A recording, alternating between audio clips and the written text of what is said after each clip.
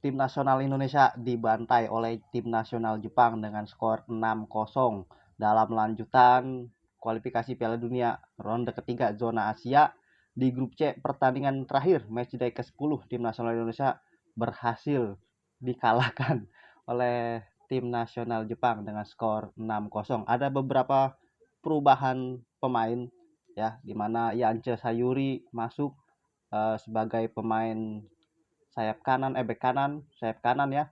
Tadinya sebelum Kevin Dick digantikan ada juga Dean James, Miss Hilger, Rizky Ridho tidak dimainkan. Ada juga Ricky Kambuaya. Banyak perubahan pemain, hanya lini tengah tidak dirubah. Di sana tetap ada Tom Hai dan juga Joy Pelupesi. Namun memang semuanya kita kalah ya, dalam semua lini kalah oleh Jepang. Walaupun Jepang ini banyak menurunkan pemain lapis duanya, hampir 8 atau 7 pemain ya, termasuk kiper juga adalah pemain cadangan. Di sana tentunya hanya ada Kamada, Takefushi Kubo dan juga Wataru Endo, pemain kapten timnas Jepang dari Liverpool. Indonesia semuanya kalah. Jepang bermain sangat disiplin, rapat sekali, pressingnya sangat luar biasa dari sejak menit awal, dan tentunya kita di menit ke-15 kejebolan. Sampai babak pertama kita kejebolan 3 gol. Memang diakui Jepang kualitasnya luar biasa dan Indonesia harus banyak belajar.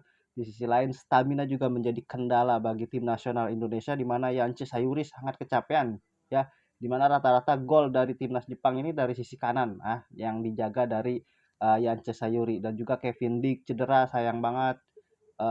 Juga ada Yakob Sayuri baru bermain sebentar udah cedera juga ya, karena ketendang oleh dengkul dari pemain Jepang, sayang banget. Marcelino Ferdinand juga datang menjadi pemain pengganti, tidak berpengaruh apapun.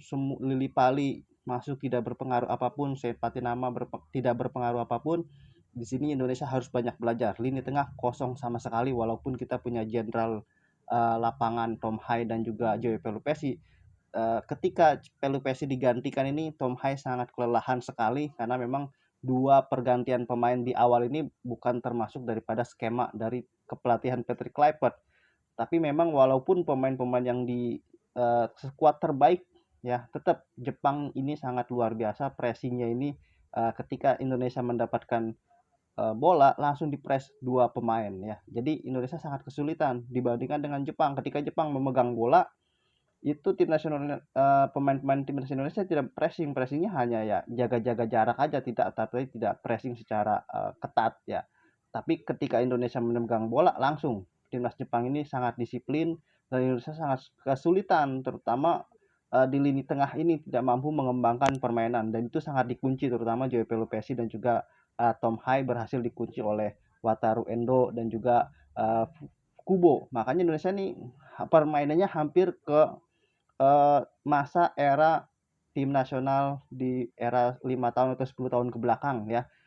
Hanya mengandalkan bola-bola panjang, long ball, di mana memang gagal ya pada saat long ball oleh Romeni ini selalu gagal heading dengan back dari Jepang. Dan itu kebuntuan ya, memulai kebuntuan bagi tim nasional Indonesia, sehingga tim nasional Indonesia tidak mampu secara statistik shoot ya, itu nol ya, peluang juga nol ya, pokoknya parah dah, nol. Lalu juga ball possession itu 72% kurang lebih Jepang menguasai, di Indonesia sisanya ya 27% kurang lebih, atau 28%. Kualitasnya sangat jauh berbeda ini. Jepang lapis dua ya, apalagi apabila Jepang mengeluarkan kekuatan terbaiknya, mungkin Indonesia bisa dibombardir.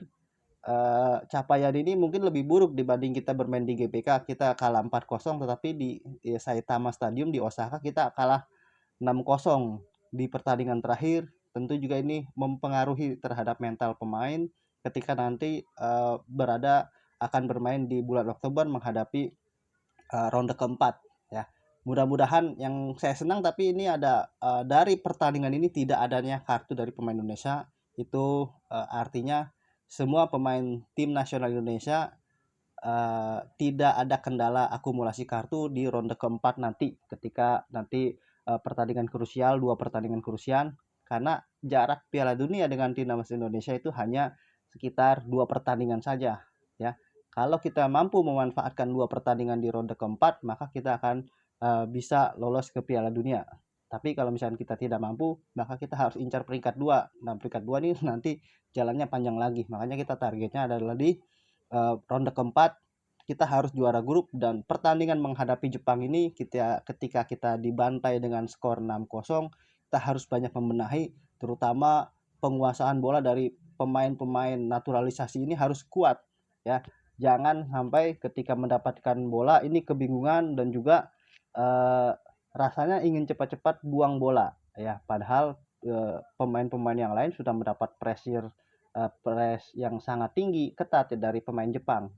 Kalau dalam posisi seperti itu, maka pemain harus mengeluarkan skill dan penguasaan bola yang baik untuk melewati satu atau dua pemain, lalu pemain yang lain mencari ruang untuk mendapatkan bisa pemain yang tersebut mengoper bola ya.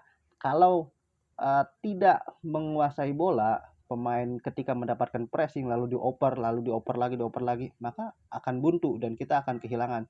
Beberapa kali kita mendapatkan peluang ya, umpan long ball dari belakang ke depan, mampu kita ke depan, akhirnya kita balik lagi, mundur lagi ke belakang, mundur lagi ke belakang, karena memang pressure dari Jepang ini sangat luar biasa dan kita sangat kesulitan dalam mengembangkan permainan. Dan ini kita harus evaluasi dari tim kepelatihan harus banyak evaluasi, jangan sampai nanti kita telat evaluasi sehingga di ronde keempat kita bermain dengan sangat buruk.